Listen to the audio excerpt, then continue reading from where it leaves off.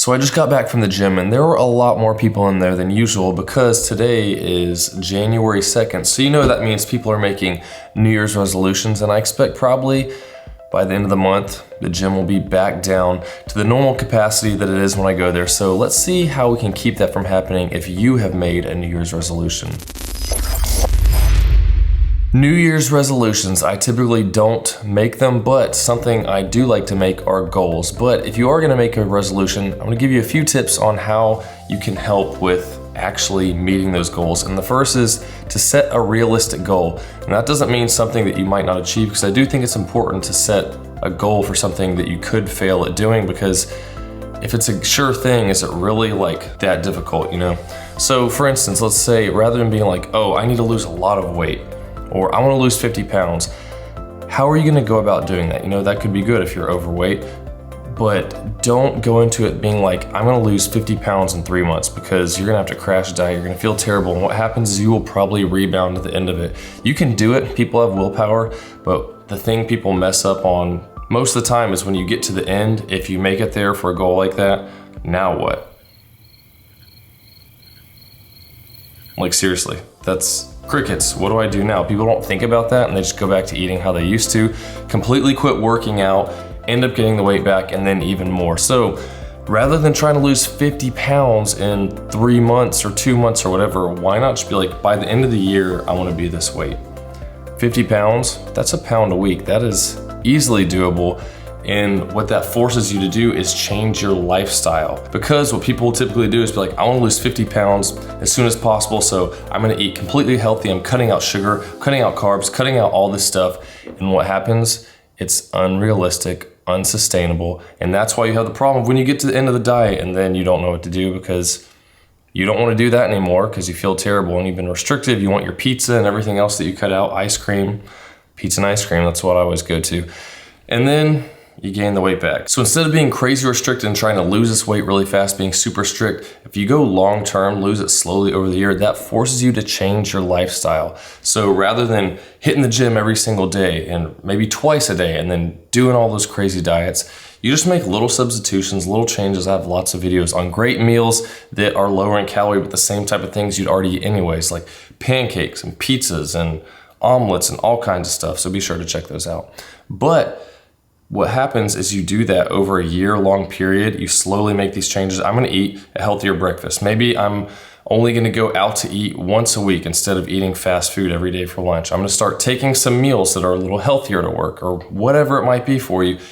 Slow changes, and after you do that for a couple weeks, say, you know, for 2 weeks, I'm gonna eat this meal for breakfast, or for the next month, I'm only gonna go out to eat once a week. And then after you do that, see how your body adapts, then make another change and slowly do more and more. Start with going to the gym twice a week. And once you get into the habit and you like it, well, maybe I'm gonna go 4 times a week now. Instead of doing a whole body workout twice a week, I'm gonna do a split with an upper lower. I'm gonna do that twice a week, so 4 workouts. And then you get more and more out of those workouts and you slowly go into it. And then those changes are sustainable.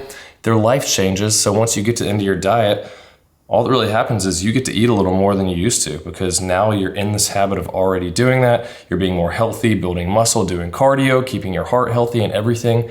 And then it works out. And with that, for me, I don't really have any New Year's resolutions I want, but rather I'm gonna set goals for my lifts that I wanna try to make by the end of 2023. Because for me, I really like how my physique is already, but I do wanna keep getting stronger. So getting stronger in these various lifts that I track is the best way to see if I'm actually gaining muscle at this point, aside from gaining weight, seeing pictures, all that type of stuff, if I look relatively the same at a higher body weight. So I wrote down a bunch of my own fitness goals here. I'm gonna go through and give you an example of what I'm doing to see what I'm shooting for by the end of this year and how I'm gonna go about doing it. So let me know down in the comments what types of goals you have and what are the steps you're gonna take to get to that, whether it be to get stronger, to bulk up, to lose weight, whatever it might be. If you have something else in your life you wanna achieve, how are you gonna take steps to get that? Set long-term goals and then short-term, every month, every 2 months, every quarter, whatever, you know? So first up is the bench press. And I'm not shooting for 1 rep maxes and everything. There are a few lifts that I am gonna try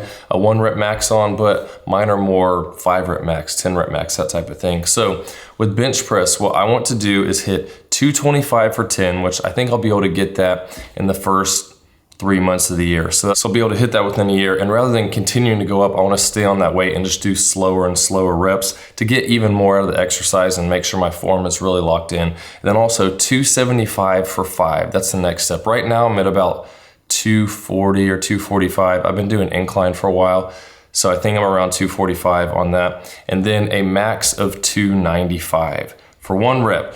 I'm shooting for 315 by the end of 2024, so I've got those long-term goals, but stair-stepping it there, not trying to just go crazy and hurt my shoulders. I wanna keep form good and get good lifts. So that's one of the 1 rep maxes I'm going for. Then there's incline bench press, and for that, it is the incline of 35 degrees. That's what my bench has. 255 for a 1 rep max. I think I'll be able to get to that. I don't wanna go too crazy on it, but then 225 for a 5 rep max. Then move into legs for the squat. I wanna hit a 365 squat. And for me, that's just going down to parallel back up. I'm not squatting way down. I've got a crooked back. I've got back issues.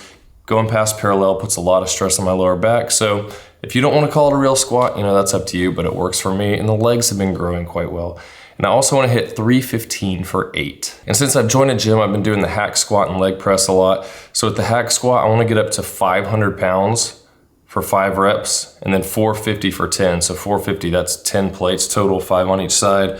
And I think I'll be able to get to that by the end of the year, not too crazy. But then on the leg press, I wanna get up to 800 for 5. So that's a lot of plates. And that's not 800 pounds on it, but 800 total. So the sled itself is 120 pounds. So adding 680 pounds to that is the goal. Right now I'm at 710. I did for 6 reps today. So it's pretty much 90 pounds from where I am right now. Then on the deadlift, I haven't actually deadlifted since I did the Matt Does Fitness video. I think that's, like 9 months ago now. I've deadlifted a few times since then, but I was doing my 3-day split, legs, push, pull, legs, push, pull, and I wasn't really taking rest days in between, and my legs would still be sore a little bit when I got to my back day, and I did deadlifts first, and then I do legs again the next day. So I just stopped deadlifting for a while after I did my 410 max. And then when I stopped doing that, my squat started shooting up a lot faster because my legs were able to recover more,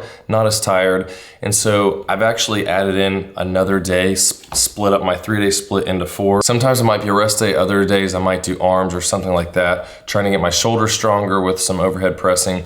But I think now with that extra day, I could start incorporating the deadlifts back in and then work towards new goals. So 405 for 5, so that's 4 plates on each side, and then 365 for 10 and 315 for 15 reps. I think that's gonna be a hard one for me to get to. It's gonna take a lot of work, but it's doable, so we'll see how that works. And then also for the back, I started doing muscle ups. I got my first one 4 or 5 months ago when I was at the beach, and I just did 5 in a row the other day. They're pretty tough, and so I wanna try to get 11 in a row by the end of the year. Dips, I wanna hit 135 pound dips for 5 reps. So that's with 3 plates hooked to me, and then 100 pounds for 15 reps. And that's not just speeding through them, that's letting yourself down slow, stretching all the way back up. Getting good reps of those. And then overhead pressing, I've been doing a lot of seated overhead presses, barbell. I wanna get up to 135 pounds for 15 reps. I've done either 9 or 10. I think I've hit 10.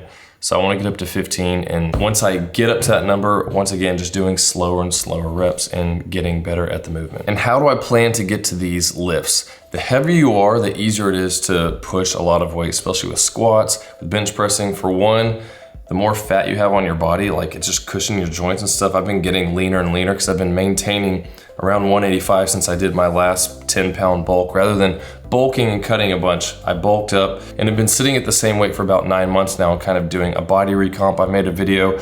I'll post up there if you're interested in seeing that, but it's been working. I've been getting stronger and stronger slowly, not as fast as during the bulk, but I've been getting leaner and stronger. And I'm gonna keep maintaining that for about another 4 or 5 months till I do my update yearly pictures in May. And starting at that point, I'm gonna do another 10-pound bulk and shoot up to about 195 and really start hitting the weights hard there. So for all those numbers I mentioned in the first half of the year, I'm only gonna shoot for maybe 30% of those numbers. And then when I get into that bulk, then it's gonna be a lot more calories coming in, more energy, and I'm gonna be able to push even harder and then try to shoot up over the last 6 months to hit those PR goals by December. So that's the plan. Maybe the muscle ups I'd have to do sooner because the heavier you get, the harder those are gonna be. So when I'm leaner at 185, you know, maybe hitting that PR by mid-year for that. But for all the other heavy lifts, the heavier I get, the easier they're probably gonna be. So that's my goal for the year. Come back and check out this video at the end of 2023, and maybe I'll just make a video with doing each of these lifts and seeing if I hit those goals. Would be interesting to know. But let me know what your goals are in the comments. If you have lifting goals, bodybuilding shows, powerlifting meets, whatever. It's good to set goals. Once again, attainable, but also something you could fail at, and make a plan to achieve those goals, whatever it may be. And I will see you in the next one. And check out @Camber Fitness Instagram. See you soon.